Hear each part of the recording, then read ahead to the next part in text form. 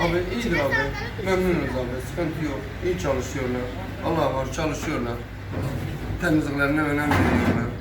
Ama bizim insanlarımız biraz duyarlı olması lazım. Çünkü adam süpürüyor, arkasına bakıp pat biri bir pet şişe atıyor, bir kağıt atıyor, bir peşet atıyor yere.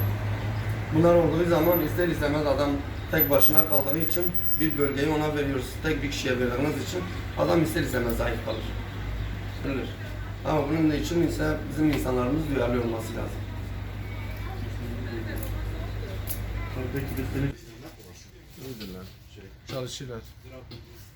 Temizliği iyidir. Allah ondan sonra o kovayı bıraksaydı zaten daha güzel temizlik yapardı. Gerçek bir sıkıntı yok onlarda. İnsanlar biraz daha dikkatli olsaydı çok iyi olurdu. Odur, başka ne diyeceğim? İnsanlarda gerçek temizlik ne kadar olursa dindedir bu. Temizlik inandadır.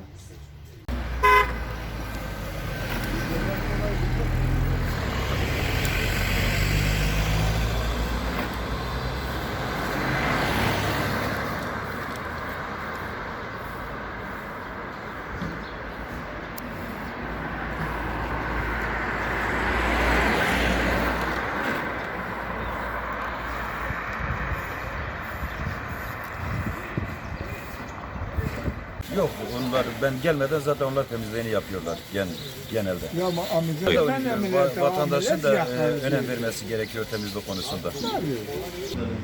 süper. Diyecek yok abi.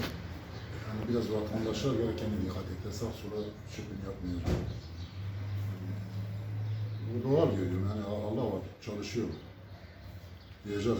Gidiyorlar, saat başı yarım saatte bir bakıyor. Bunu yerleri temizliyorlar. Diyecek yok, Allah var. Yani süper. Ama sağ sola bir de 3. kat, 4. katlarda pislerini atıyorlar. Elma atıyorlar, bardak atıyorlar. Bunlara dikkat etsin.